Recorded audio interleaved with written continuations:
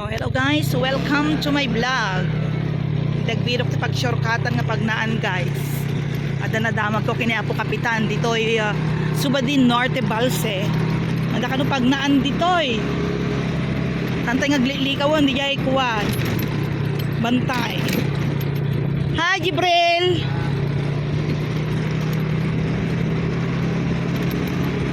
Oh, welcome to my vlog. Okay. Katal-talunan guys. Natay dito ay inakbirutan datang adala nga pang shortcutan nga mapandita National Road. Dito ay close pa dita. Dito ay sa kano. Ante! Ay di pagnaan nga shortcutan ni Tay. Diretso. One, thank you. Oh, dito ay kano diretso. One, thank you manang. Oh, barbarang nasayat ni dalan dito guys.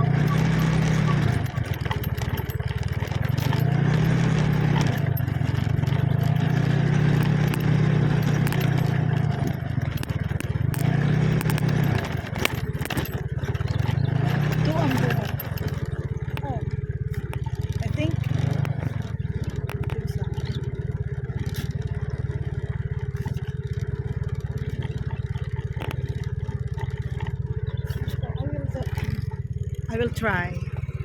Dami nakapaskil dito niya. To Ambugat. Dito yung ata. My gosh. Oh. Lapaw.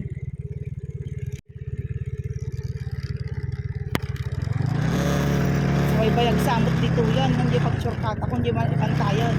Itangan tayo guys. Dito yung mating turong na rin yung araw. Padasan tayo Wow. Racing tayo ng pataas pababa dito.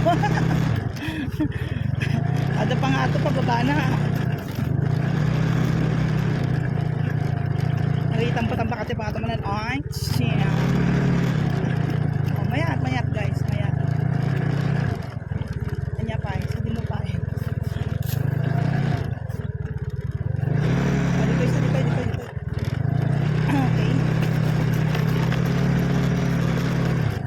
Dito ito makikita kadadalan niya.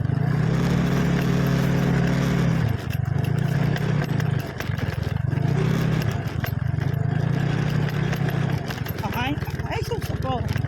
Malag-pulag ko yung motor. Dati motor ko na nito. Ay, sus. Okay, nakalasap tayo.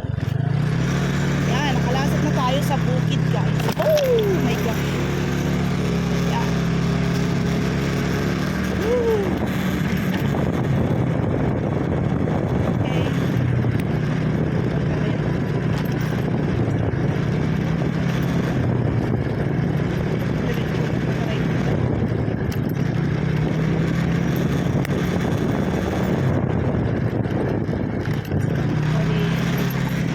Kalasap tayo.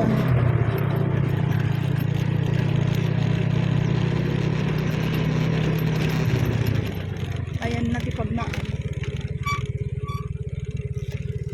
So, magpala nito yan niya. Sige, ito'y Subadi. Kasi wag tatayo na dito. Mas malayo pa dito. Kaya dito na lang. Woo!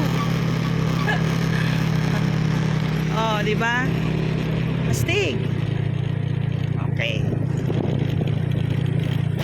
Kalasik ako lang. Oh, anyang rigat nan manang. Oh, nakarwara kon. So, ayan. Toras. Oh, mas malapit nga guys kasi ano lang 10 minutes lang doon sa bukid, 10 minutes lang siya.